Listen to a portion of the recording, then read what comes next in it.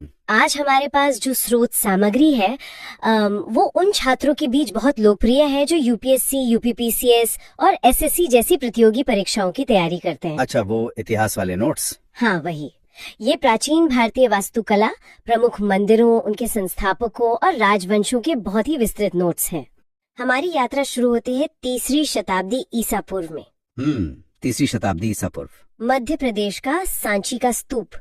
Notes बताते हैं कि ये भारत की सबसे पुरानी पत्थर की संरचनाओं में से एक है और इसे मौर्य राजवंश के सम्राट अशोक ने बनवाया था। हाँ, ये तो काफी प्रसिद्ध है। ओह, अब प्रतियोगी परीक्षाओं के लिए जो ट्रिक इसमें दी गई है वो बड़ी दिलचस्प है। ट्रिक है कि अशोक हमेशा सांची बात बोलते थे। सांची मतलब सच्ची। और सांची के स्तूप के वास्तुकला के महत्व की बात करें तो यह वो दौर था जब लकड़ी और ईंटों से हटकर पहली बार पत्थर का इतने बड़े पैमाने पर उपयोग शुरू हुआ था।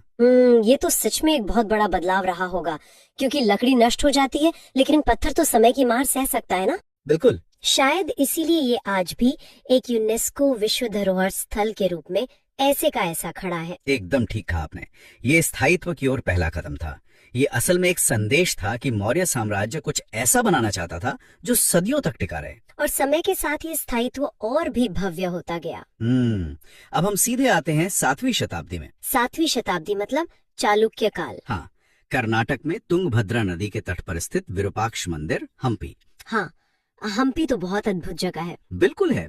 नोट्स के अनुसार इस मंदिर की शुरुआत मूल रूप से चालुक्य काल में हुई थी, लेकिन यहाँ एक दिलचस्प बात है, ये मंदिर किसी एक काल में बनकर खत्म नहीं हुआ। अच्छा, तो और किसने बनवाया इसे? 14वीं से 16वीं शताब्दी के बीच, विशेषकर देवराय द्वितीय के शासनकाल में लक्कन डंडेश और विजयनगर राजवंश द्वारा इसका भारी विस्तार किया गया। और इस तथ्य को याद रखने की ट्रिक देखिए। ट्रिक है कि विजयनगर की विजय विरूपाक्ष के आशीर्वाद से हुई। एक बहुत ही सटीक तरीका जो सीधे तौर पर राजवंश की सफलता को उस क्षेत्र के प्रमुख देवता के साथ जोड़ देता है। सही कहा। हम 7वीं और 8वीं शताब्दी के आसपास के समय में हैं। तमिलनाडु में पल्लव राजवंश के शासक नरसिम्हवर्मन प्रथम थे, जिन्हें महामल भी कहा जाता था। वो कुछ ऐसा कर रहे थे जो वास्तुकला के नियमों को ही पूरी तरह पलट रहा था। उन्होंने महाबलीपुरम के रथ मंदिर बनवाए, जिन्हें सप्त पेगोड़ा कहा जाता है। और महाबलीपुरम तो केवल एक शुरुआत थी जी। ये तराशने की तकनीक अपने सबसे चरम, सबसे अकल्पनीय रूप में 8वीं शताब्दी में सामने आती है। आप एलोरा के कैलाश मंदिर की बात कर रहे हैं ना? बिल्कुल। महाराष्ट्र के एलोरा में राष्ट्रकूट राजवंश के शासक कृष्ण प्रथम द्वारा बनवाया गया ये मंदिर। ये दुनिया में एकाश्म वास्तुकला का सबसे अद्भुत उदाहरण है। राष्ट्रकूट शासक ये बता रहे थे कि उनके पास समय, धन और ऐसी अचूक कारीगरी है जो किसी और के पास नहीं है। तो एक तरह से इंसान ने पहाड़ों को अपने सांचे में ढालना सीख लिया था, जैसे मध्य प्रदेश के खजुराहो के मंदिर। खजुराहो जो 10वीं से 11वीं शताब्दी के बीच बने। हाँ, चंदेल राजवंश के शासकों ने इनका निर्माण करवाया, जिनमें नन्नुक, धंग और गंड प्रमुख थे।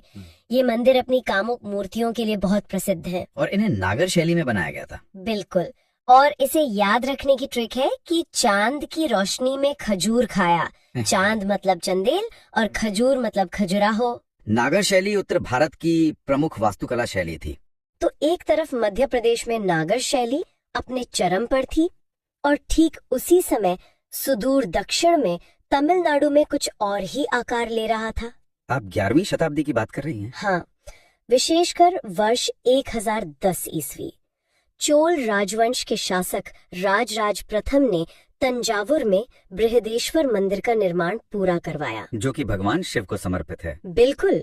इसे राजराजेश्वर मंदिर भी कहा जाता है और यह द्रविड़ शैली का एक बहुत ही भव्य उदाहरण है।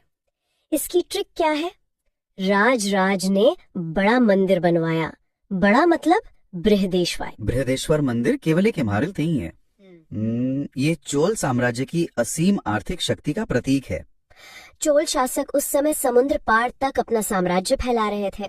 तो जाहिर है इतने बड़े साम्राज्य की राजधानी में जो मंदिर बनेगा वो विशालकाय ही होगा। एकदम सही। अब यहाँ एक और क्षेत्र को देखते हैं। उसी 11वीं शताब्दी में उड़ीसा के भुवनेश्वर में सोमवंशी राजवंश के ययाति केसरी एक अलग ही वास्तुकला का निर्माण करवा रहे थे। वो लिंगराज मंदिर की बात कर रहे हैं आप? हाँ, लिंगराज मंदिर। और नोट्स इसे कलिंग वास्तुकला का सर्वश्रेष्ठ उदाहरण बताते हैं। ट्रिक है कि सोम पीकर ययाति ने लिंगराज को पूजा। सोम मतलब सोमवंशी। यहाँ जो पैटर्न उभर कर आ रहा है उसे समझना बहुत जरूरी है। चंदेल, चोल और सोमवंशी ये सभी लगभग एक ही समय में अपनी अपनी जगहों पर विशाल मंदिर बनवा रहे थे। तो क्या इसका मतलब ये है कि 10वीं से 13वीं शताब्दी के बीच इन राजवंशों में खुद को एक दूसरे से श्रेष्ठ साबित करने की कोई होड़ लगी हुई थी? क्या वे ये दिखाने की कोशिश कर रहे थे कि हमारा मंदिर तुम्हारे मंदिर से बड़ा है? मैं कहूँगा कि इससे एक होड़ कहना गलत नहीं होगा। अच्छा। हाँ, जब समाज में आर्थिक समृद्धि आती है तो अतिरिक्त धन का उपयोग सत्ता के प्रदर्शन के लिए किया जाता है। जैसे 11वीं से 13वीं शताब्दी के बीच ही राजस्थान के माउंट आबू में दिलवाड़ा के जैन मंदिर बने, जो सोलंकी या चालुक्य राजवंश के मंत्रियों ने बनवाए थे। हाँ, विमल शाह और वस्तुपाल तेजपाल ने जैन तीर्थंकरों को समर्पित ये मंदिर सफेद संगमरमर की अत्यंत बारीक और कोमल नक्काशी के लिए जाने जाते हैं। संगमरमर का काम। इसकी ट्रिक है कि दिल विमल होना चाहिए। दिल मतलब दिलवाड़ा। जब केवल इमारत खड़ी करना काफी नहीं रह गया तो इमारतों को किसी और चीज का रूप दिया जाने लगा। बिल्कुल, उड़ीसा के कोणार्क का सूर्य मंदिर इसका सबसे सटीक उदाहरण है। 13वीं शताब्दी में लगभग 1250 ईस्वी में पूर्वी गंग राजवंश के राजा नरसिंह देव प्रथम ने इसे बनवाया, जिसे ब्लैक पगोड़ा भी कहा जाता है। हाँ, और सबसे खास बात, ये मंदिर एक साधारण इमारत नहीं बल्कि एक विशाल रथ के आकार में निर्मित है। सूर्य देवता का रथ, पत्थरों से उकेरे गए विशाल पहिए और घोड़े। इसकी ट्रिक है कि नरसिंह ने कोण में सूर्य को देखा। कोण मतलब कोने या कोणार्क। अब सोचकर देखिए, वास्तुकला का क्या सफर रहा है। यह विस्तार केवल प्रतीकों तक ही नहीं रुका।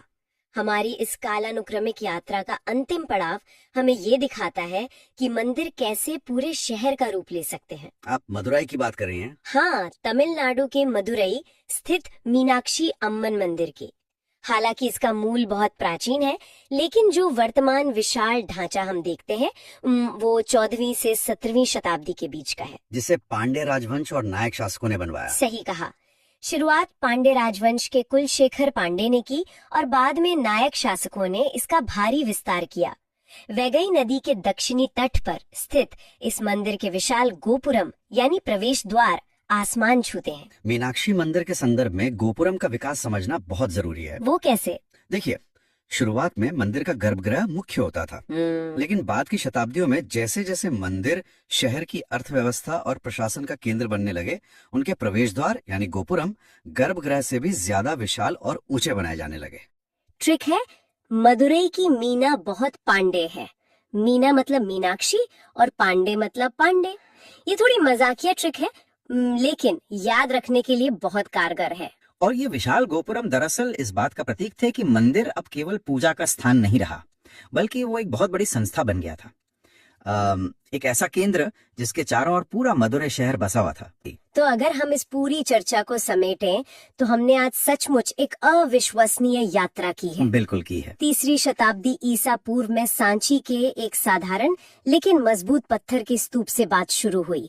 फिर हमने देखा कि कैसे 7वीं और 8वीं सदी में महाबलीपुरम और एलोरा में इंसानों ने पहाड़ के खिलाफ जाकर ऊपर से नीचे की ओर एकाश्म मंदिर तराशे।